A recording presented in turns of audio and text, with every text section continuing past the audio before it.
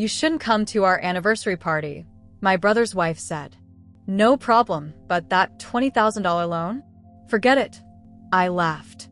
The email from Vanessa sat in my inbox for 3 days before I worked up the nerve to open it. Dear Alex, it began, formal as always. Daniel and I have decided to keep our 5th anniversary celebration intimate. The Abbott estate has strict capacity limits, and frankly, the guest list includes primarily colleagues and connections that would benefit Daniel's upcoming promotion. You understand, I'm sure. I laughed, startling my rescue dog, Rusty, who had been dozing under my desk. She's not even trying to hide it anymore, boy, I told him. At least, he tilted his head sympathetically, which was more consideration than my sister-in-law had ever shown me. I'd always been the family misfit, the dreamer, the artist, the one who just needed to find herself, while my brother Daniel forged ahead with laser-focused ambition. Growing up, he was the star quarterback with a 4.0 GPA. I was the girl who skipped pep rallies to sketch building designs in the art room. When he brought home trophies, I brought home ideas that my parents received with strained smiles. Creative careers are so unstable, Alexandra, my mother would sigh. Look at your brother, already accepted to 3 Ivy League schools. By the time I was 25, Daniel had graduated from Harvard Business School and married Vanessa Caldwell, whose family had the kind of old money that made my parents swoon. Their wedding was a 7-page spread in Boston Society magazine. I wore an off-the-rack dress and gave a toast that Vanessa later described as colorfully unconventional. What my family never understood was that my aimless passion for architecture and design had slowly evolved into a legitimate business. Cornerstone renovations started in my studio apartment with just me and my drafting table. Now, 5 years later, I had 8 employees, a modest office in a converted warehouse, and a growing reputation for breathing new life into neglected properties. Not that Vanessa or Daniel ever asked about it. To them, I was still the quirky little sister playing at being an entrepreneur. The office phone rang, pulling me from my thoughts. Your brother's here, said Mia, my assistant, surprise evident in her voice. Should I send him back? My heart skipped. Daniel never visited my office. Yes, of course. I quickly shuffled my blueprints into a semblance of order and ran a hand through my perpetually messy hair. Through the glass partition, I watched my brother navigate the open workspace, looking comically out of place in his tailored suit among my team's casual attire and the industrial aesthetic of exposed brick and reclaimed wood. Nice place, he said as he entered, though his eyes said otherwise. Very creative. Thanks. What brings you to the unfashionable side of town? I gestured to the chair across from my desk. Can a brother just visit his sister? Daniel flashed the charming smile that had won over everyone from college admissions officers to bank executives. Sure, if that brother had ever done it before, I replied, keeping my tone light despite the truth behind my words. Daniel shifted uncomfortably. Actually, I do need to talk to you about something. He glanced around, lowering his voice. It's about Vanessa's boutique. There it was. My brother had never been good at small talk. The luxury clothing store? How's that going? I asked, genuinely curious. Vanessa had quit her law firm about a year ago to pursue her dream of opening an upscale fashion boutique. That's the thing, Daniel said, his confident facade slipping. It's ready to launch, lease signed, inventory ordered, marketing in place. But we've hit a snag with financing. I raised an eyebrow. You, Mr. Financial Wizard? Vanessa's family? He had the decency to look embarrassed. Her trust fund is tied up in investments that can't be liquidated quickly. My bonus is still 2 months away. The final bank approval is delayed due to some paperwork issues. He leaned forward, his voice taking on an urgency I rarely heard from him. The grand opening is in 2 weeks, Alex. Vanessa's invited everyone who matters in Boston's fashion world. If we postpone, it'll finish her credibility before she even starts. I felt a twinge of sympathy. For all her faults, Vanessa's passion for her boutique seemed genuine, the one thing about her I could relate to. How much do you need? I asked. Daniel hesitated, then said, $20,000. Just until the bank loan clears, or my bonus comes through. 3 months, tops. I nearly choked. $20,000? Daniel, that's... I know it's a lot, he cut in, but it would mean everything to Vanessa, to both of us. There was a desperation in his eyes I'd never seen before. My successful, golden boy brother was actually nervous. For the first time in our lives, he needed something from me. What he didn't know was that Cornerstone had just closed on its biggest project yet. The numbers in my business account had finally reached a point where I felt secure. 20,000 would sting, but I could manage it. Let me think about it, I said, not wanting to seem too eager. Of course, Daniel replied, standing to leave. At the door, he paused. You know, Vanessa really admires what you've done here. She was just saying the other day how impressive it is that you've stuck with it all these years. The backhanded compliment was so typical that I almost laughed. Instead, I smiled and said, "Tell her I said thanks." After he left, I sat at my desk for a long time, contemplating the strange power shift that had just occurred. They needed me now. Not my advice, not my creative eye, my money. The money I'd earned while they were dismissing my cute little business. That evening, I transferred the full amount to Daniel's account with a simple note. For Vanessa's boutique. No rush on repayment. That's what family is for. I didn't ask for a contract. I didn't set terms. I didn't even tell them I dipped into my company's future project fund to help them. That was my first mistake. 2 months after transferring the money, I stood outside Vanessa's vault, watching through the window as my sister-in-law charmed a group of well-dressed women.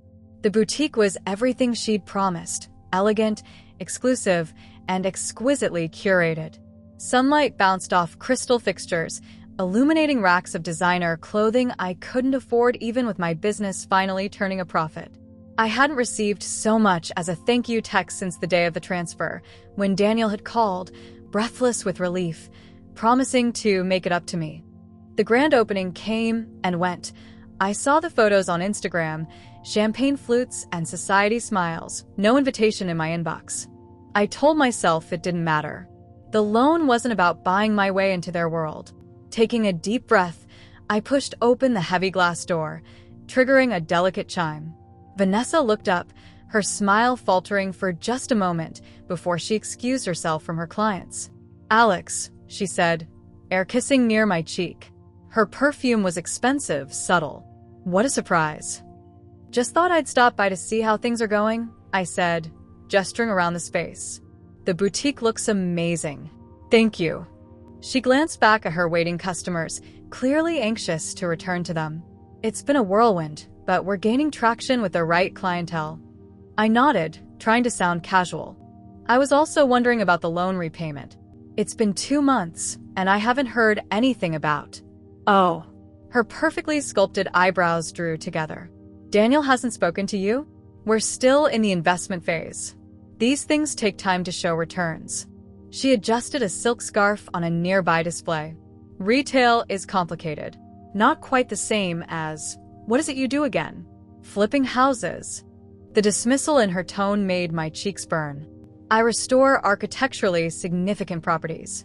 Currently, we're working on..." "Fascinating," she cut in, checking her watch. "Listen, I hate to rush you, but I have clients waiting. Important clients. I'm sure you understand." As if on cue, her phone chimed. Vanessa glanced at the screen and her face lit up. The Hermes shipment arrived early. I need to sign for it. She was already moving toward the back of the boutique. "Let's catch up properly soon, okay? Daniel will handle the loan situation when things stabilize."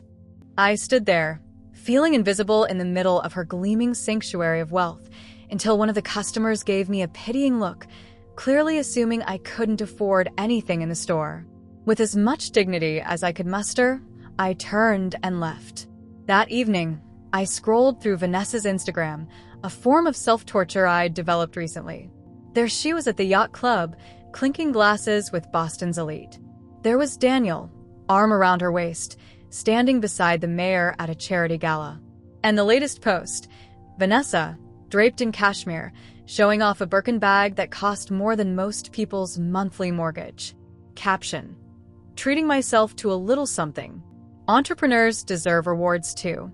Hashtag bossbabe, hashtag luxury lifestyle. The timestamp showed she'd bought it the day after my visit to the boutique. I threw my phone down and paced my apartment fuming. $20,000 nearly wiped out my renovation fund for the Victorian on Maple Street, a project I'd been eyeing for months. Now the property was under contract with another developer, and my investment in family goodwill was being flaunted on social media in the form of French leather. After 3 glasses of wine, I worked up the courage to text Daniel. Hey, just checking in about the loan. It's been 2 months, and I'm wondering when I might expect the first repayment. I watched the 3 dots appear and disappear multiple times before his reply finally came through. Things are still tight with boutique expenses. Vanessa mentioned you stopped by. We'll get to it when things stabilize. Probably need more than 3 months though. Business investments take time to mature, you know? I started typing an angry response but deleted it. Instead, I wrote, I understand business challenges, but I'd appreciate a concrete repayment plan. That money was earmarked for a project. The dots appeared again, then nothing. 20 minutes later, can't talk now. At a function with Vanessa's investors. We'll figure something out soon. The next morning, hungover and still seething, I opened my email to find an invitation. For a split second, my heart lifted until I read it.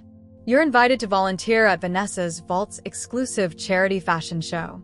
Help behind the scenes and support an important cause. Not an invitation to attend, an invitation to serve. I deleted it without responding and threw myself into work, focusing on Cornerstone's smaller projects while trying not to dwell on opportunities lost due to my depleted funds. Weeks passed. Fall turned to winter. My financial situation stabilized somewhat, but the radio silence from Daniel and Vanessa continued. I stopped checking her Instagram. I stopped expecting repayment. I tried to write off the $20,000 as an expensive lesson in family dynamics. Then came the text that broke my carefully constructed indifference. Daniel and I are celebrating our 5th anniversary next month at the Abbott Estate. Just wanted to let you know since you seemed upset about missing the boutique opening. It's black tie, very exclusive. Honestly, you probably shouldn't come, not really your scene. The guest list is strictly Daniel's corporate connections and my high-end clients. But I didn't want you to hear about it from someone else and feel excluded again. Hope your house flipping business is going well. I stared at the message for a long time, something cold and hard forming in my chest.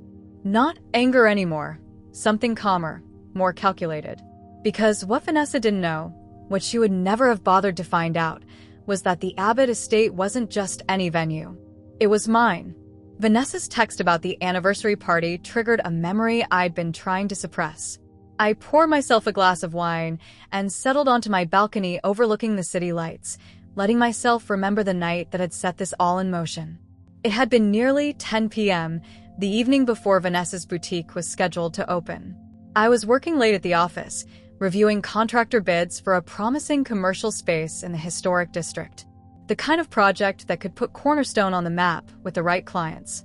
When my phone rang displaying Daniel's name, my first thought was that something had happened to our parents. Alex. His voice was unrecognizable, strained, almost breaking. I need your help. What's wrong? I asked, immediately alert. Everything. A shaky exhale. The bank pulled out at the last minute. Some bullshit about collateral valuation changes. We're screwed. In the background, I could hear Vanessa crying. Not her usual controlled, delicate tears that appeared at strategic moments, but raw, messy sobs. The landlord's threatening to void our lease if the final payment isn't made by noon tomorrow, Daniel continued. The inventory is being delivered at 3 p.m. We have 200 people RSVP'd for the opening next week, magazine editors, influencers, Vanessa's old law partners. He lowered his voice. She's put everything into this, Alex. Her reputation, her career. If we cancel now. He didn't need to finish the sentence. In Boston's tight-knit social circles, such a public failure would haunt them for years. What about Vanessa's parents? I asked, knowing how quick they usually were to solve their daughter's problems. They're in Europe. Even if they wired money, it wouldn't clear in time. The desperation in his voice was something I'd never heard before. My confident, golden boy brother sounded broken. I've tried everyone else. You're my last hope. There it was, the truth. Not his first call, but his last resort. I should have been offended, but somehow, it made the moment more genuine. This wasn't Daniel playing me with his usual charm. This was real vulnerability. How much do you need? I repeated the question I'd asked in his office, already knowing the answer would be substantial. 20,000, he said quickly, as if afraid I'd hang up if he hesitated. I swear on my life, Alex, you'll get it back within 3 months. The other bank is just delayed with paperwork. It's practically approved. I closed my eyes, picturing the Victorian on Maple Street. The property owner had hinted he'd accept my offer if I could move quickly with a solid down payment. 20,000 was exactly what I needed to secure it. Alex, are you still there? Daniel's voice pulled me back. I know it's a lot to ask. I wouldn't if there was any other option. In the background, Vanessa's crying had quieted. I imagined her watching Daniel, her future, hanging on my response. Send me your account details, I said finally. Really? The relief in his voice was palpable. Alex, I don't know how to thank you. You can thank me by paying it back on time, I said, trying to sound businesslike despite the warmth spreading through me. For once, I was the savior, not the afterthought. Of course. Absolutely. You're literally saving our lives. I smiled, though he couldn't see it. That might be a slight exaggeration. No, it's not, he said, and for a moment, he sounded like the brother I'd looked up to as a child. This means everything, Alex. I won't forget it. After we hung up, I sat in my empty office, staring at my computer screen. The listing for the Victorian was still open, its elegant bones and untapped potential representing everything I'd worked toward. My phone pinged with a text from my real estate agent, another developer showing serious interest. Need your decision by tomorrow. I closed the listing and logged into my bank account. Without allowing myself to reconsider, I transferred the money to Daniel, watching my carefully saved fund dwindle to a fraction of what it had been. The Victorian would have to wait. Family came first. Daniel called immediately after the transfer went through. It's there. You're amazing, Alex. Seriously, I owe you. In the background, I heard Vanessa's voice, high with excitement. Tell her she'll be our special guest at the opening. Front row seat. Did you hear that? Daniel asked, the tension gone from his voice. VIP treatment next week. We'll celebrate together when this all calms down. Sounds good, I said, feeling a flutter of belonging that had been absent for so long in our relationship. I'm happy I could help. Later that night, I received a text from a number I didn't recognize. Alexandra, it's Vanessa. Daniel gave me your number. I don't have words for what you did for us today. This boutique is my dream, and you saved it. I won't forget this. Your family truly. Can't wait to celebrate at the opening. XOXO. I saved her number, feeling oddly hopeful. Maybe this would be a turning point for us. Maybe, finally, I would be seen. The opening invitation never came. When I texted both of them the morning of the event, Daniel replied hours later. So sorry, Vanessa's publicist took over the guest list. Fire marshal concerns about capacity. Rain check.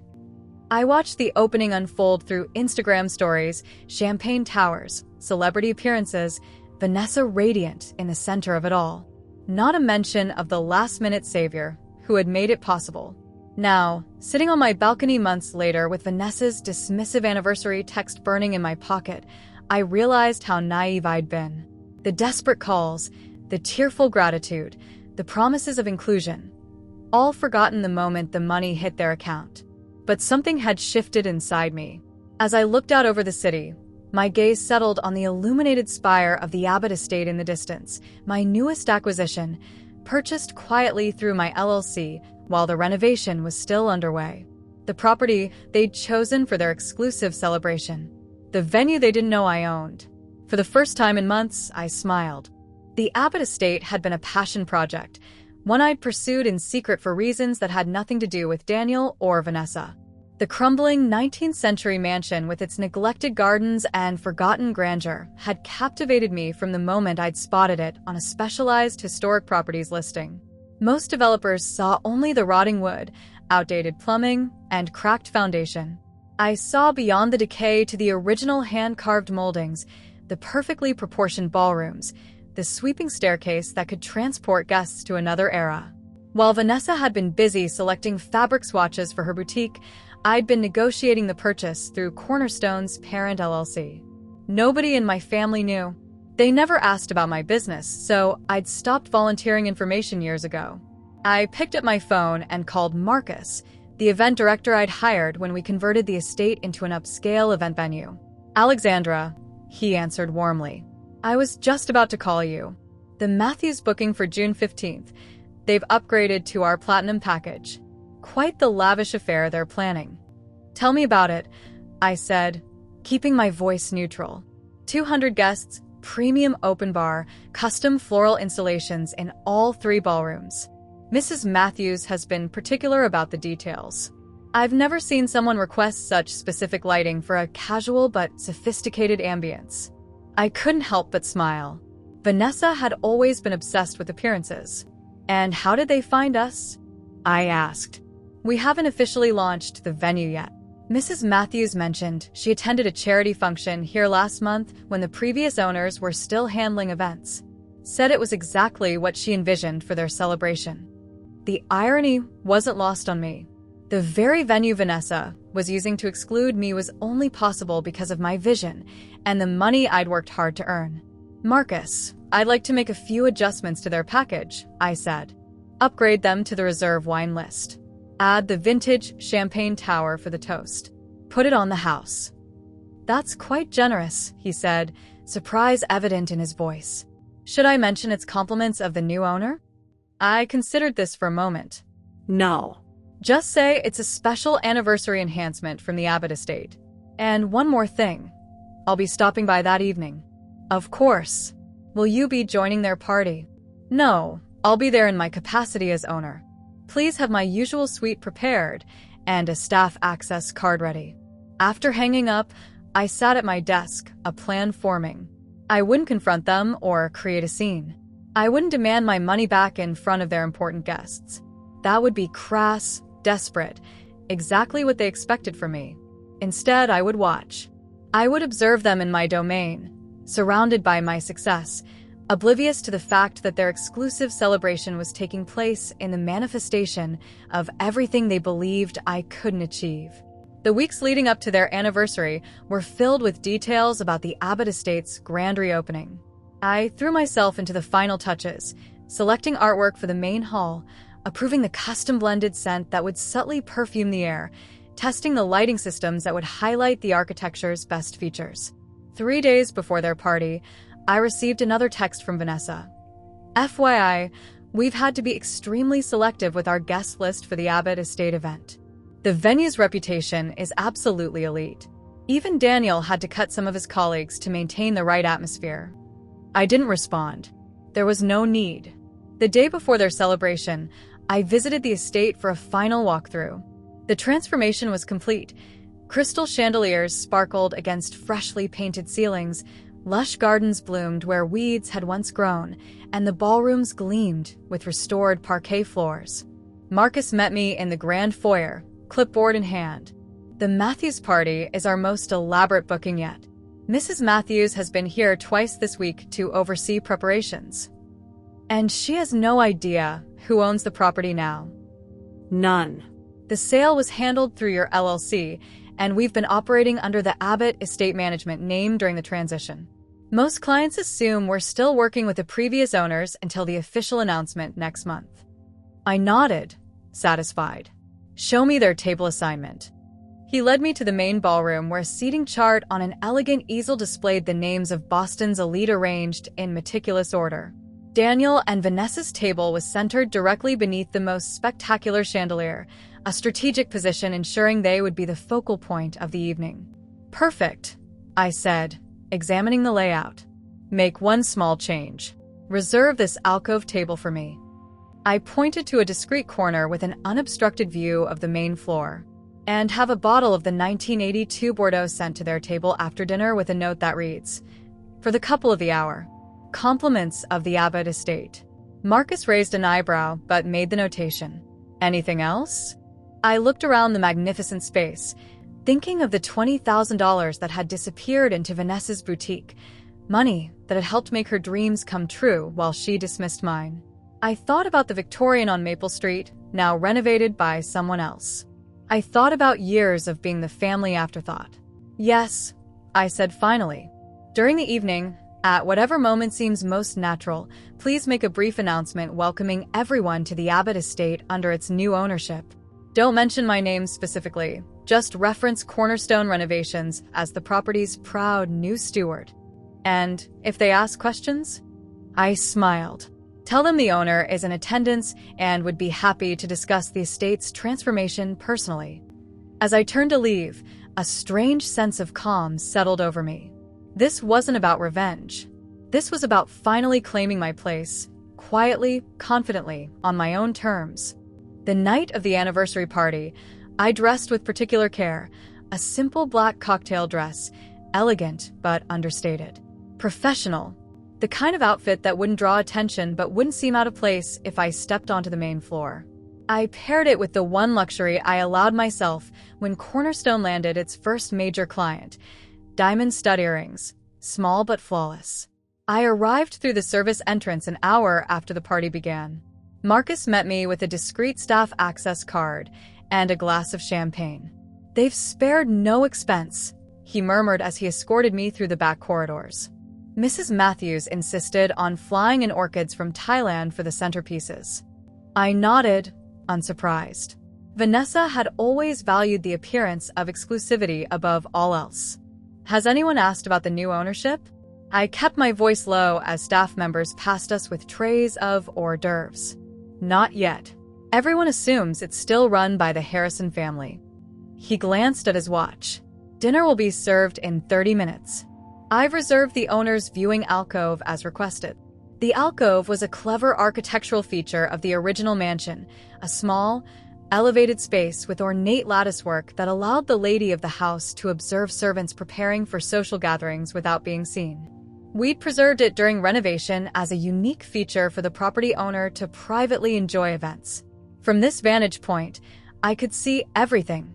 The glittering crowd in evening wear, the musicians playing softly in the corner, the floral arrangements that must have cost thousands. And at the center of it all, Daniel and Vanessa. She was radiant in a gold gown that caught the light with every movement, her dark hair swept up to showcase a diamond necklace I recognized from her mother's collection.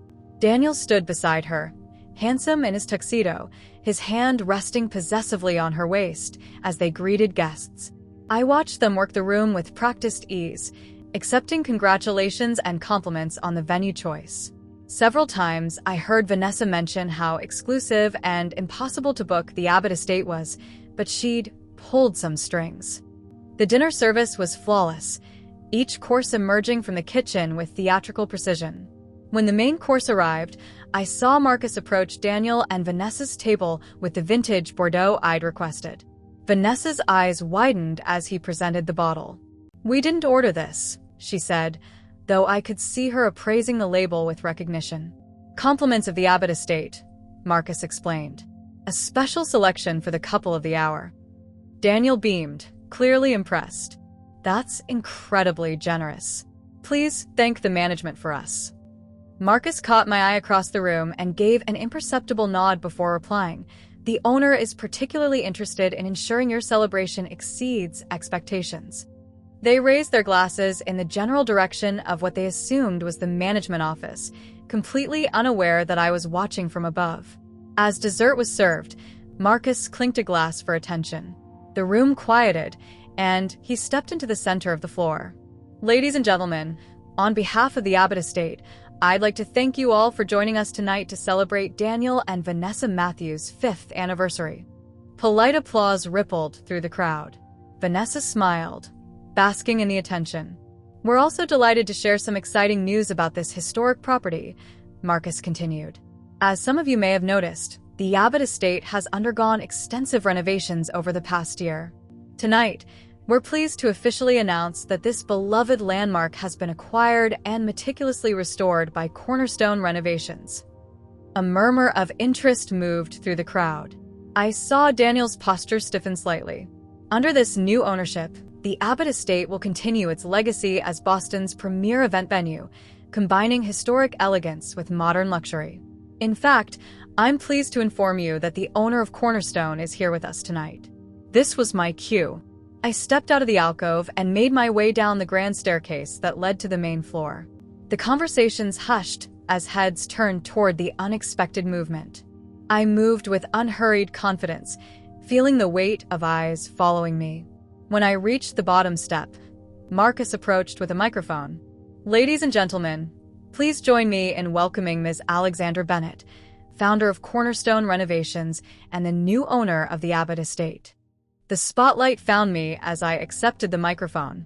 In the sudden silence, I could feel rather than see Daniel and Vanessa's shocked expressions from across the room. "Thank you, Marcus," I said, my voice steady. "I'm delighted to welcome you all to the Abbott Estate this evening. This property holds a special place in my heart. It represents everything I believe about preserving history while creating spaces for new memories to be made." I raised my glass. To Daniel and Vanessa, may your anniversary celebration be as beautiful and memorable as this historic space deserves. The guests applauded and drank to the toast, oblivious to the undercurrents. As they returned to their conversations, I made my way through the crowd, accepting congratulations on the renovation from guests who had no idea of my connection to the couple they were celebrating. When I finally stood before Daniel and Vanessa, the silence between us was electric. Daniel had gone pale, his usual confidence evaporated. Vanessa's smile remained fixed, but her eyes had widened with the realization that her carefully curated evening had just been completely upended. "Alex," Daniel managed finally. You own this place?" "Cornerstone's latest project," I replied with a small smile. "It's been quite an undertaking." Vanessa found her voice, though it had lost its usual self-assured tone. "You never said anything. You never asked," I replied simply. "Congratulations on your anniversary. The estate looks lovely tonight, doesn't it?" Vanessa recovered her composure with remarkable speed, her society training kicking in. She placed her hand on my arm, fingers digging in slightly as she steered me away from curious onlookers. "What an absolute delight," she said loudly, her smile never wavering. "Daniel, darling, let's show Alexandra the terrace. The view of the gardens is spectacular at night." Daniel followed mechanically, his face still registering shock as we stepped through French doors onto the moonlit terrace. The moment we were alone, Vanessa's smile vanished. "What exactly do you think you're doing?" Her voice was low, controlled fury. "This is our anniversary celebration. And this is my property," I replied calmly. "You're welcome, by the way, for the complimentary wine upgrade. The 82 Bordeaux is quite special." Daniel ran a hand through his hair, visibly struggling to process the situation. A place like this must have cost millions. I finished for him. "Yes, it did. Cornerstone specializes in historic renovations. We have investors, commercial loans, and a solid business plan." I looked directly at him. "You know, all those boring business details you never bother to ask about." Vanessa's eyes narrowed. "So, this is some kind of revenge? We don't invite you to our party, so you what? Buy the venue? That seems excessive, even for you." I couldn't help but laugh. "Believe it or not, Vanessa, I purchased the Abbott Estate 8 months ago, long before your party was even planned. Not everything is about you." 8 months. Daniel's expression shifted from confusion to realization. "That's around when we borrowed." "Yes," I said. "While I was helping finance Vanessa's boutique, I was also closing on this property. The difference is, I actually had a solid financing plan for my investment." Vanessa flushed, the color visible even in the dim terrace lighting. "The boutique is doing fine. We've had some initial cash flow challenges, which is completely normal for a new business. I'm sure the Birkin bag and weekend trips to the Hamptons were essential business expenses," I replied, keeping my tone light. Daniel stepped between us, adopting the mediator role he'd perfected growing up. Alex, we've been meaning to talk to you about the loan. Things have been hectic, but of course we intend to repay you. Maybe we could set up a payment plan starting next quarter. Next quarter, I repeated. 10 months after I gave you the money that was supposed to be repaid in 3. Vanessa jumped in, her voice taking on the syrupy tone she used when trying to smooth over uncomfortable situations. Alexandra, we're family. Surely you understand how complicated starting a business can be. The boutique has tremendous potential. My investors are already talking about a second location downtown. Investors? I raised an eyebrow. She faltered slightly. Well, potential investors. People have expressed interest. From inside, the sound of clinking glasses and laughter floated through the open doors. Their guests were enjoying themselves, oblivious to the tension unfolding on the terrace. You should get back to your party, I said. Your guests might wonder where the couple of honor has disappeared to. We're not finished discussing this, Vanessa insisted, glancing anxiously toward the ballroom. This is exactly why we thought it best not to invite you tonight. You always create these uncomfortable situations. I felt a strange calm settle over me. For years, I'd been cast as the difficult one, the misfit who didn't know how to behave in their polished world. But standing here, on the grounds of the property I'd rescued from decay and transformed through my vision and hard work, I finally saw the dynamic clearly. The only uncomfortable situation here, I said quietly, is that you're celebrating in a venue you could never afford to book if the owner knew who you really were. Daniel winced. That's not fair, Alex. Isn't it? You excluded me from your celebration, in my own property, while owing me money you never intended to repay. Of course we intend to repay you, Vanessa said quickly. There's just been a misunderstanding about the timeline. A server appeared at the terrace door. Excuse me, Mr. and Mrs. Matthews? They're ready for the anniversary toast. Vanessa's social mask slipped back into place. We'll be right there. She turned to me, lowering her voice. We need to continue this conversation later, privately. This evening is important for Daniel's career. His CEO is here. As she spoke, I could see the calculations running behind her eyes. Not how to make things right, but how to manage the situation, how to minimize the damage to their carefully cultivated image. In that moment, I realized I didn't need or want their repayment. What I'd purchased with that $20,000 wasn't a stake in Vanessa's boutique. It was freedom from the illusion that I would ever truly be valued by them. No problem about the party, Vanessa, I said, a genuine smile spreading across my face. But that $20,000 loan? Forget it. Her perfectly sculpted eyebrows shot up. What do you mean? Consider it my anniversary gift. The last one I'll ever give you. Daniel stepped forward. Alex, that's your money. You worked hard for it. Yes, I did. I agreed. And knowing its true worth is why I can walk away from it now. I turned to leave, but Vanessa caught my arm. You can't just embarrass us like this and walk away. I gently removed her hand. I'm not here to embarrass you. I'm here because I own this place. The difference matters. Walking back through the crowded ballroom, head high and shoulders back, I felt lighter than I had in years. Guests smiled at me, some complimenting the venue's renovation, others asking for my business card. I was no longer the afterthought sister, but Alexandra Bennett, successful business owner. As I reached the grand foyer, I heard Marcus call my name. Is everything all right, Ms. Bennett? He asked, concern evident in his voice. I looked back at the glittering celebration, my venue, my vision, my success, and smiled. Everything is perfect, Marcus. The estate has never looked better. And for the first time in my life, I truly believed those words applied to me as well.